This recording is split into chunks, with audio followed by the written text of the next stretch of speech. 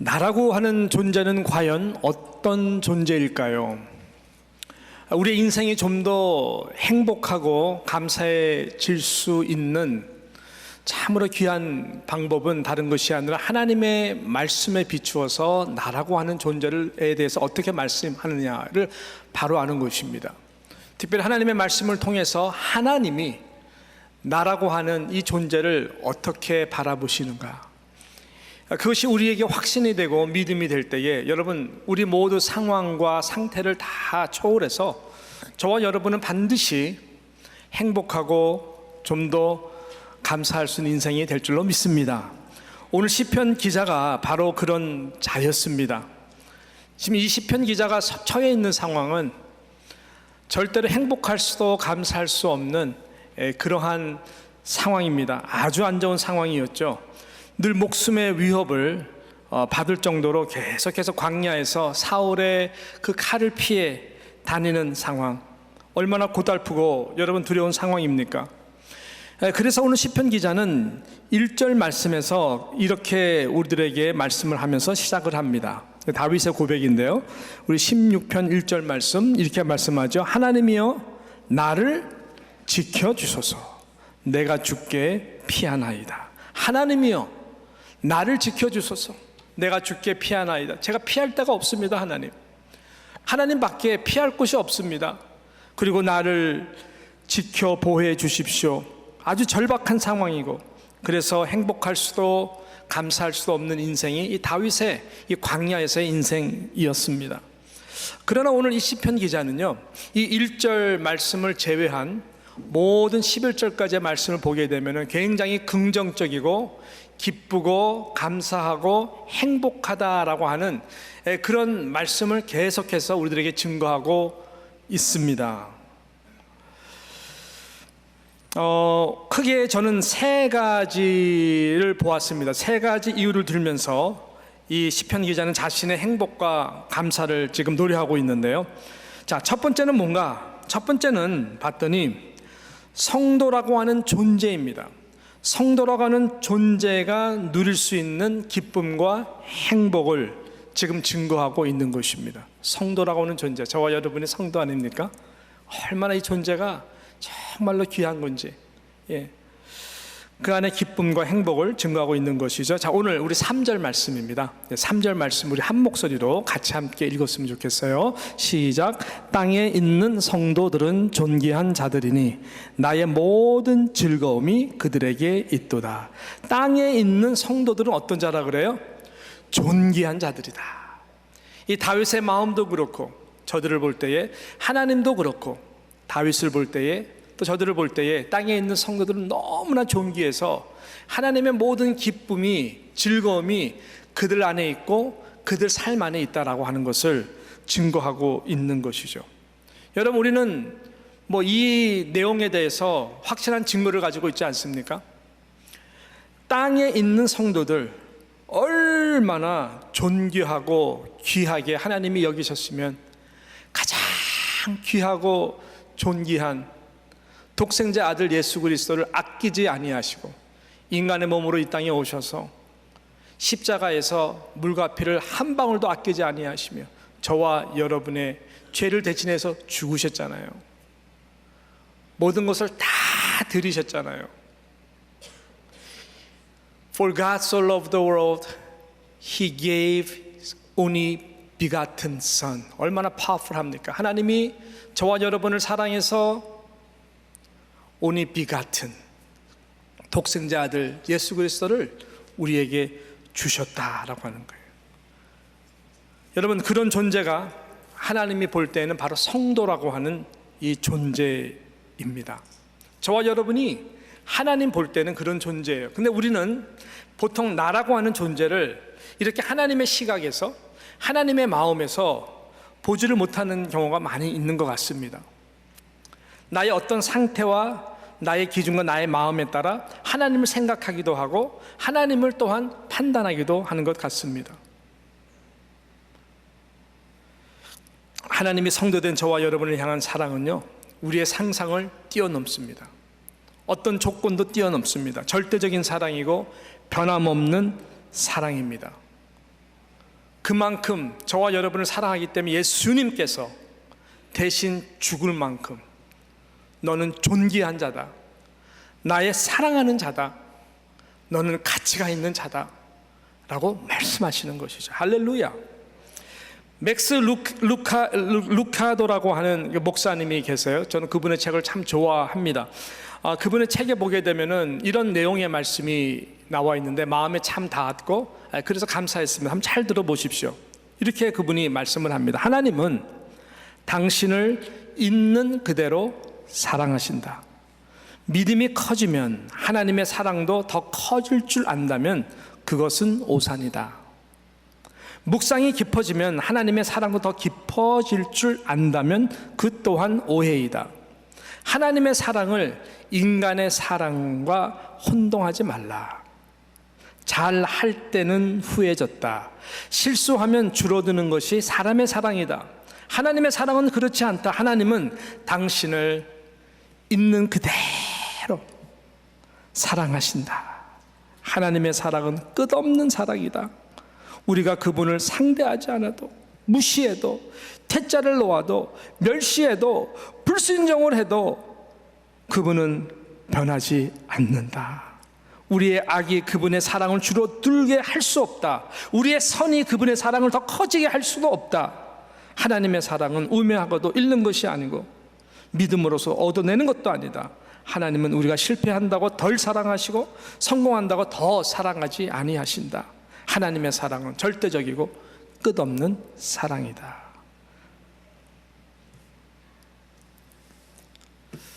여러분, 이것이 하나님의 사랑, 특별히 성도된 저와 여러분을 향한 예수님이 다 생명을 주기까지 사랑하신 하나님의 이 사랑입니다.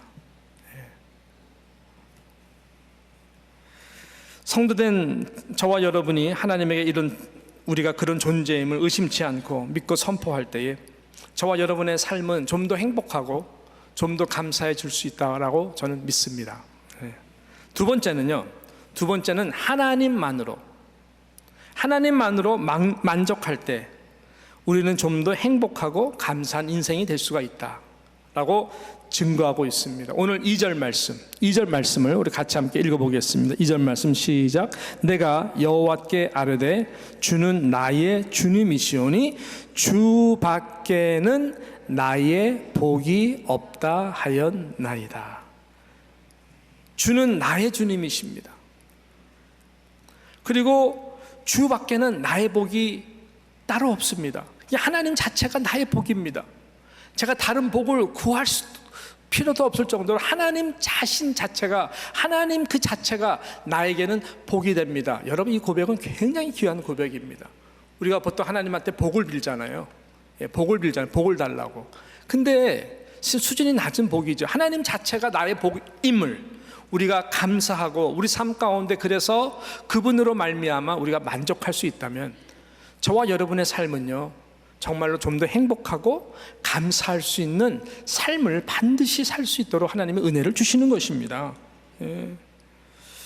또 연결돼서 이렇게 5절도 말씀하지 않나요? 5절 말씀 우리 한 번 더 읽겠습니다. 5절 말씀 시작. 여호와는 나의 산업과 나의 잔의 소득이시니 나의 분깃을 지키시나이다.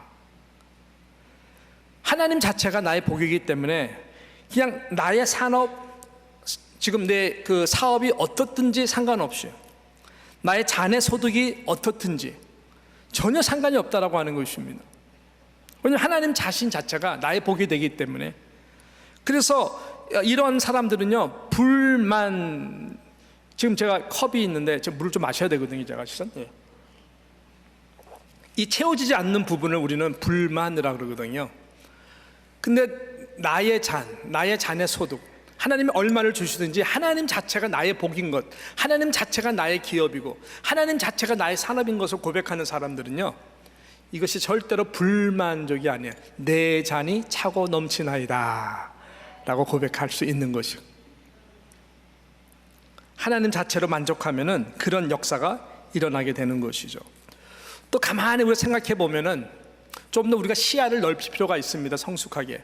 그러면 우리가 좀 더 감사하고 행복해질 수가 있는데, 그걸 놓쳐버리면은 내가 불행하다라고 생각하기 빠지게 되면은 자기 연민에 빠져서 정말 감사, 행복 놓치는 것이죠. 제가 한국에 있을 때 이제 사역을 할 때요, 어느 집사님 댁에 신방을 갔어요. 근데 그 집사님이 고민을 말씀하시는데 자기 그 중학생 아들, 사춘기 때 있는 아들 때문에 너무나 힘들다고, 지금 저 방에 있다고, 프로테스트 한다고, 뭔가 불만, 불만족, 불평, 그래서 문을 닫고 열지도 않는다고, 그러면서 그 아들에 대해서 너무 힘들어하는 그 고민을 말씀하시더라고요. 제가 물어봤죠. 왜 이렇게 아들이 이렇게 불만스러우십니까? 라고 물어봤더니 그 집사님 하시는 말씀이, 저놈이 글쎄 마운틴 바이크를 사달라고, 최신형, 그 당시에 유행하던 거거든요. 자전거가 보통 자전거가 아니라 막 산에도 막 탈 수 있는 와일드한 그 자전거. 그러니까 친구들 몇 명 좀 있나 보죠. 그러니까 자기도 막 타고 싶어가지고 막 그 사달라는 거예요. 근데 그 동네가 굉장히 그 협소하고 차들이 빨리빨리 지나가기 때문에 부모로서는 그 자전거를 사주면은 얘가 너무나 이렇게 다니다가 사고도 날 수 있고 또 위험하기 때문에 좀 기다려보자 하는데 얘는 너무나 불만스러워 힘들어하는 거예요. 그래가지고 제가 잠시 그 아들의 얼굴을 봤거든요. 신방 이제 맞추고 가기 전에 한번 얼굴 좀 보자. 그래서 봤는데 얘가 얼굴 비춰주는데 정말 내 인생에 나같이 불행한 사람이 있으면 나와보라 그래. 그런 식으로 완전히 인상 쓰면서 이마에 다 써 있더라고요. 참 안타까워서 왜 안타깝냐면은 그 강남 지역이거든요. 강남에서 좋은 아파트거든요. 잘 나가는 집안이거든요. 그냥 대한민국 전체적인 수준으로 보게 되면은 아주 상위권이에요, 상위권. 그리고 얘가 다니는 학군도 굉장히 좋아요. 나들 오고 싶어서 막 길을 쓰는 학교인데 얘는 그 학교 다니고 부모님이 다 나름 웰오프해서 다 있는 거 있고 얘가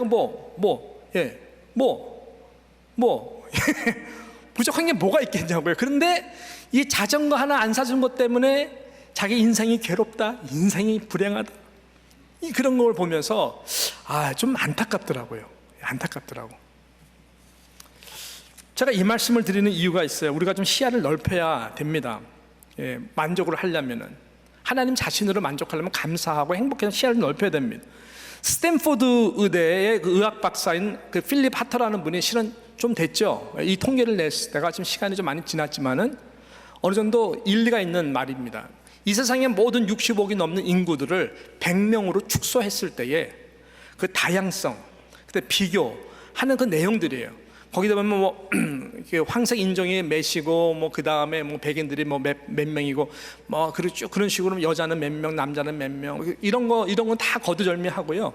거두절미하고 그 좀 몇 가지 좀 뽑아온 내용들 보게 되면은 이런 결과가 마음에 많이 닿더라고요. 자, 100명 중에 인구가 지금 100명으로 한다면 100명 중에 80명이 어떻게 살고 있느냐? 적정 수준에 못 미치는 데서 주거를 하면서 산대요.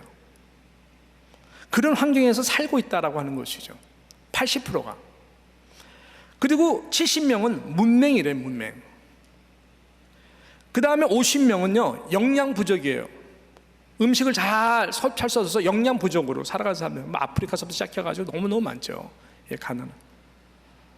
그 다음에 한 명은 아사 직전, 죽기 바로 직전이래요. 또 반대로 한 명은요, 대학원까지 교육을 받은 사람이래요. 그래서 좋은 집에서 살고 먹을 게 충분하고 글을 읽을 수 있는 사람은 아주 선택된 사람이다라고 이렇게 볼 수 있는 것이죠. 우리 주변에는 흔한 이런 사람들 많지 않습니까? 그 좋은 집, 먹을 것, 글을 읽고, 그 당시입니다, 컴퓨터까지 가지고 있으면 아주 엘리트급에 속한다, 그런 통계를 냈습니다. 그 다음에 이 뒤에 내용이 참 이게 흥미로운데요. 또 만약에 전쟁의 위험, 감옥에서의 고독, 고문에 의한 고뇌, 기아의 괴로움 등을 경험해보지 못한 사람이라면 세계 인구 상류 500만 명 중에 한 사람에 속한대요. 세계 500만 명은 그런 것을 경험하지 않은 사람. 어때, 저와 여러분이 그런 500만 명에 들어갈 수도 있겠네요. 만약에 그 다음 말이 이게 참 재밌는 말이에요. 마지막 이 말. 만약에 고통, 체포, 고문, 심지어 죽음의 공포 없이 매주 교회를 다닐 수 있는 사람이라면 이는 지구상 30억 인구가 누리지 못하는 축복된 행운하다. 저와 여러분이 우리가 고통, 교회에 간다고 체포, 고문, 죽음의 공포 없이 매주 예배를 이렇게 올 수 있다는 것이 여러분 30억, 이 지구의 30억들이 누리지 못하는 것들이니까요.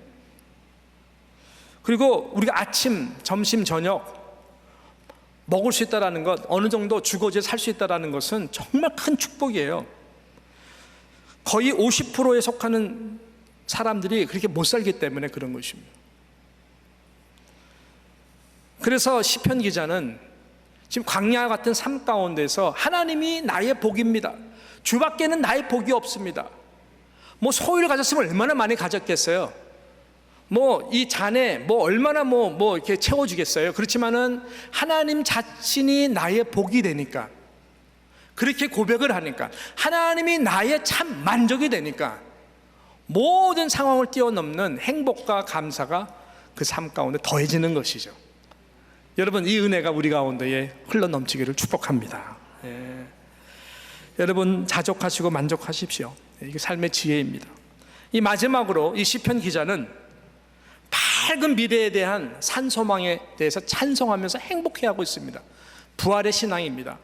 그것을 시편 16편에서 부활의 영광, 부활의 신앙에 대하여 우리들에게 증거하고 있거든요. 시편 기자는 그래서 행복하다라는 거예요. 인생이 길면 얼마나 길겠는가. 예, 다윗도 얼마나 살면 얼마나 오래 살았겠어요. 예, 이 세상 삶은 100년이 되든 120년이 되든 너무나 짧은 그냥 하룻밤 인생 같잖아요.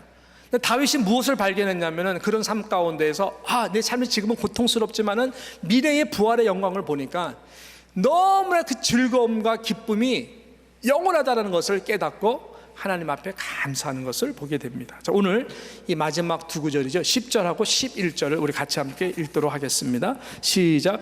이는 주께서 내 영혼을 수월에 버리지 아니하시며 주의 성도를 멸망시키지 않으실 것임이니이다. 주께서 생명의 길을 내게 보이시리니 주의 앞에는 충만한 기쁨이 있고 주의 오른쪽에는 영원한 즐거움이 있나이다. 다 모든 게 주의, 이 모든 시편 16편은 주께 피하나이다. 주는 나의 복이시니 주밖에 없나이다. 주는 나의 주님. 이 주는 뭡니까? 영원한 분이잖아요. 영원한 분. 영원한 분이잖아요. 영원한 분. 그러니까 그 영원한 분을 믿음으로 딱 붙들면서 나 정말 이제는 남은 것은 부활의 영광의 기쁨밖에 남지 않았다. 할렐루야. 내 영혼을 수월의 지옥에 버리지 아니하시고 주의 성도를 멸망시키지 아니하시며 주께서 생명의 길로 내게 보여주시 영원한 생명의 길. 그 안에는 충만한 기쁨이 있고 주의 오른쪽에는 영원한 내가 빨리 그곳에 가서 주님, 영원토록 주님과 함께 살고 싶습니다. 그러니까요, 힘이 나는 거예요. 힘이 나는 거예요. 부활의 소망으로 미래를 바라보며 살아가는 이 신앙이 저와 여러분들에게 딱 자리 잡으면 우리가 좀 더 행복할 수 있고 우리가 좀 더 감사할 수 있는 거 아닐까요? 제가 장례 예배 때마다 증거하는 내용 중에 중요하게 생각하고 증거하는 내용이 있습니다. 너무나 많은 분들이 모르기 때문에 그런 거예요. 우리에게는 세 가지 몸이 있다는 것을 제가 증거를 항상 합니다. 세 가지 몸, 육신의 몸입니다. 첫 번째는 많은 분들이 육신의 몸밖에 몰라요. 보이는 육신의 몸. 육신의 몸은 보입니다. 거울을 통해서 보이고 내가 스스로도 볼 수 있고 우리가 육안으로 다른 사람의 육신의 몸을 볼 수가 있는 것이죠. 근데 육신의 몸은 시간이 갈수록 점점 늙어갑니다. 그런데 다른 몸이 육신 안에 있어요. 그것이 영혼이라고 하는 몸입니다. 21g이에요. 많은 그 의사들이 증명해낸 거예요. 사람이 딱 죽을 때 영혼이 싹 몸에서 빠져나가는데 그게 21kg더라라고 하는 이야기예요. 21kg, 22kg도 아니고 21kg예요. 수백 번, 수천 번 다 테스트해봤는데 당연하죠. 이 영혼은 우리 눈에 보이지 않습니다. 육안의 눈으로 볼 수가 없는 것이 영혼이에요. 하나님이 우리 인간을 지을 때에 육신을 흙으로 지었잖아요. 그래서 육신은 흙이기 때문에 영혼이 빠져나가면 육신은 아무 가치가 없어요. 영혼이 빠져나가면 육신은 흙으로 돌아가는 겁니다. 그래서 하나님이 흙으로 사람을 졌는데 그 코에다가 뭐를 넣었죠? 후 하고 하나님의 생기를 불어넣어요. 영혼. 그래서 우리는 spiritual being, 영적인 존재가 된 거예요. 다른 짐승들, 다른 생명들은요, 그 안에 하나님의 생기가 없어요. 생명은 있지만, 그래서 여러분 모든 짐승들이 하나님을 찬양하는 거 봤습니까? 예배에 관심 있나요? 그냥 우리는 영혼이 있기 때문에 영원한 세계에 대한 갈망이 있어요. 또 하나님으로부터 우리의 영혼이 만족하지 않으면 우리는 행복할 수가 없도록 하나님께서 만들어 주셨어요. 그래서 우리의 삶에 가치 있는 것은 여러분 꼭 기억하시고, 우리의 영혼이 내 안에 있기 때문에 그 영혼이 하나님과 연합할 때에 우리는 행복해질 수가 있는 거예요. 자, 그래서 이 두 가지 몸이 있습니다. 그 영혼은 하나님에게 돌아가고 육신은 땅으로 돌아가는 것입니다. 다른 몸이 뭘까요? 세 번째, 부활의 영광의 몸입니다. 이 부활의 영광의 몸으로 믿으시든지 안 믿으시든지 다 믿겠죠. 그렇지만 현실로 믿어지지는 않으시겠지만은 믿으십시오. 그 부활의 영광의 가장 아름다운 모습으로 영원토록 살게 됩니다. 영원한 즐거움과 기쁨이 그 안에 있는 것입니다. 이 영혼의 시간과 이 땅의 100년, 120년의 삶은요, 온 우주 가운데에 지구, 티끌만도 못한 이 비교가 안 되는 것이죠. 그래서 이 부활의 영광의 몸은 예수님께서 첫 열매로 우리들에게 보여주셨어요. 말씀하신 대로 죽으시고 3일 만에 다시 부활의 영광의 몸으로 살아셔서 모든 이 시간과 공간을 초월하시면서 제자들에게 다 보여주셨어요. 손에 못 잡고 보여주시고 첫 열매가 되셔서 우리 또한 예수님이 다시 이 땅에 재림하실 때에 더 이상 육신이 썩을 육신으로 되지 아니하고 그 영혼과 육신이 합쳐져서 부활의 영광의 몸으로 우리는 영원토록 주님과 함께 살게 될 것입니다. 지금 시편 기자는 지금 그것을 찬양하고 있는 것입니다. 내가 하나님과 영원토록 그렇게 살 거 생각하니까 아무리 지금 이 상황 자체가 너무너무 힘이 들어도 용기가 나고 감사하는 것이죠. 여러분, 그래서 시편 기자는 이렇게 고백할 수가 있는 것입니다. 마지막으로 우리 6절 말씀이 굉장히 중요한 말씀이죠. 6절 말씀을 같이 함께 읽도록 하겠습니다. 시작. 내게 줄로 재어진 구역은 아름다운 곳에 있으며 나의 기업이 실로 아름답도다. 자, 이 상황들을 우리가 알면 어떻게 이렇게 고백할 수 있습니까? 불가능하죠. 내게 줄로 재어진 구역, 지금 고난의 시간, 광야의 시간, 사울에게 쫓기는 이 시간, 목숨이 파리만도 못한 그런 삶, 도저히 미래에 소망이 안 보이는 이 삶, 이 지금 내게 줄로 재어진 구역이 그런 구역인데, 이 다윗의 고백은 아름다운 곳이군요. 아름다운 곳이 있군요. 나의 기업이, 나의 미래가 실로 아름답군요 라고 고백을 하는 것입니다. 아름답다라고 하는 이 말은 뭐냐면은 영광스럽다라는 말입니다. 그러니까 하나님 시각에서 성도가 어떤 존재인지를 지금 다윗이 딱 보니까 귀한 존재구나. 근데 하나님만이 나의 복이니까 참 삶 가운데에 부족하고 힘들어도 만족할 수 있는 그 힘이 생기고, 또 영원한 부활의 영광의 몸으로 썩지 아니하고 지옥에 떨어지지 않고 내가 그분과 함께 영원을 살 거 생각하니까 너무나 행복하고 감사한 거죠. 그러면서 하나님의 시각에서 내가 그런 존재인 나의 삶의 지역을 보니까, 나의 삶의 테두리를 보니까, 나의 삶의 바운드리를 보니까 지금 여기라고 하는 시간이 하나님께 불평불만이 아니라 하나님께 아름답다, 하나님께 영광을 돌릴 수 있는 기회구나, 하나님께 입술로 영광을 올려드릴 수 있는, 오히려 이것이 나한테는 기회가 되는구나, 이런 고백을 하는 거예요. 그 시각이 바뀌어진 것입니다. 우리가 육신의 몸으로, 육신의 생각으로 나의 삶을 보면요, 절대 이런 고백할 수가 없습니다. 그렇지만은 하나님의 시각, 영혼의 시각, 성도된 나를 얼마나 하나님을 사랑하시고 나의 삶을 보면서 참 기뻐하시고 즐거워하신다, 라는 차원에서 보게 되면은, 내가 어떤 상황이든지 하나님께 최고의 영광을 돌릴 수 있구나. 힘들면 힘들수록 더 큰 하나님이 영원토록 받으시는 영광을 돌릴 수 있구나. 이런 신앙으로 우리는 이 줄로 재어진 구역이 아름답습니다. 눈물로 하나님 앞에 행복하겠습니다. 감사할 것이 많습니다. 우리 자녀가 말썽을 부려도 더 말썽 부리는 친구도 되게 많거든요.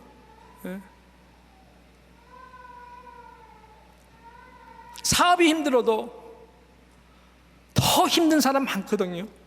육신이 아파도 더 아프신 분들 많거든요. 이것이 중요한 것이 아니라 하나님 그분 자신 자체가 우리의 복이 되시고, 하나님 그분 자체가 나의 영광이 되어서 어떤 상황 가운데서도 하나님께 감사하고 행복해 할 수 있는 저와 여러분 되시기를 주님의 이름으로 진심으로 축복하는 것입니다. 이런 신앙으로 한 주간 열심히 살아가시는 모두가 되시기를 진심으로 축원합니다. 기도합니다.